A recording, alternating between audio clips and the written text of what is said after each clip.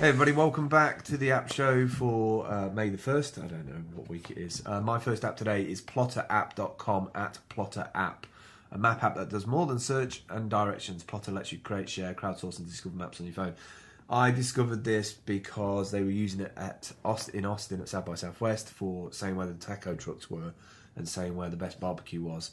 And so you can create your own little maps of places that you've been to that are awesome. So we're doing this for the Creative Quarter. I'm doing this for creative businesses in and around. And you can share those and let people add to them and all that sort of stuff. So, and for festivals, this is going to be very exciting. Very, very cool. Because you can turn on and off which set of maps you want to see. So if you've just got coffee shops, you can just put coffee shops on.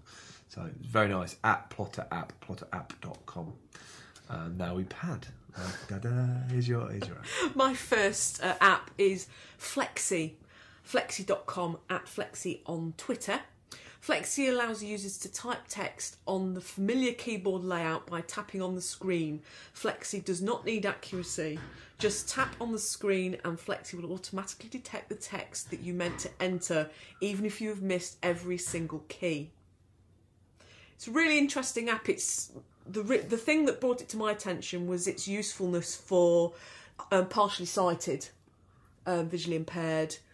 But also it works on strips on the keyboard, so like predictive texting, as long as you hit the the top, middle or bottom row of text, it works out what you're trying to say. Wow. And I've become quite irritated recently with how bad my accuracy is. So yeah, I'm enjoying having a bit of a play with that. Very cool.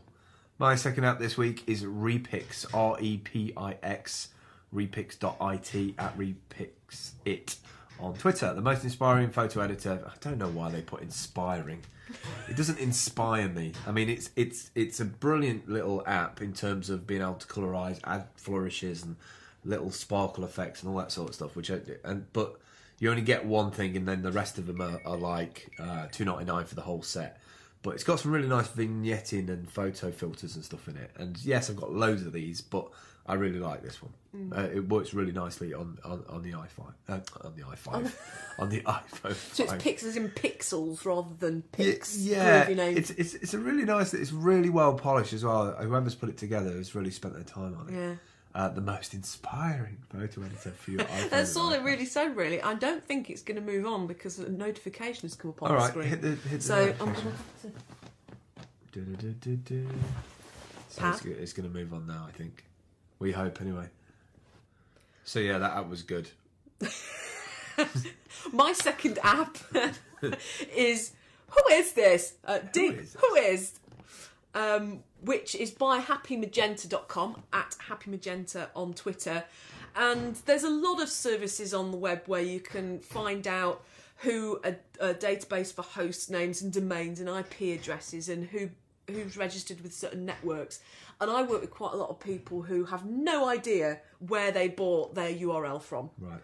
And so I found this really useful to go in and check who owns it, but also to check for myself, for the people, of what public data is available, because some people don't realise that they've used their home address and their phone number and their home phone number, and there's details that you just wouldn't think of. So that's why I've chosen that for my second app. Cool. My third app, final app this week is osom, OSOM, www.getosom.com, a place for selling and buying beautiful things. Find or sell clothes, shoes, vintage, many other things. Follow your friends and favourite blogger to see what they're selling. Really like this, very much like Poppy Dinsey's What I Wore Today, but a pay version. Like you can list all your stuff that you want to sell on there. So we're going to put our cushions on there as well, by the way, which I'm going to do straight after this. I totally forgot about that. And it's done in a sort of Instagram style. Very, very nicely put together. I think it's a Swedish company that made it. I love this app, but I'm going to use this a lot. It just gets rid of all that stuff that, like trying to list something on eBay, for instance. This is the new social eBay for me. Well, my third and final app is Flowboard. And I've been flowboard.com and @flowboard on Twitter. The next generation of storytelling and presentation platforms for mobile, pioneering touch publishing. Not sure if they're the first to do it. I've been looking at a lot of publishing apps which let you pull together a portfolio that you can carry around with you on your iPad. And I've been looking at quite a lot. And what I like about this one is its simplicity.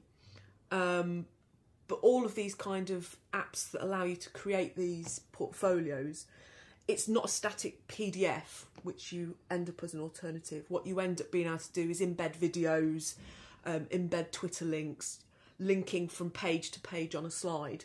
So it's lots of that. But yeah, Flowboard's one that I'm having a bit of a play around with. Very cool. And that's it for this week's app shows. We'll catch up with you soon.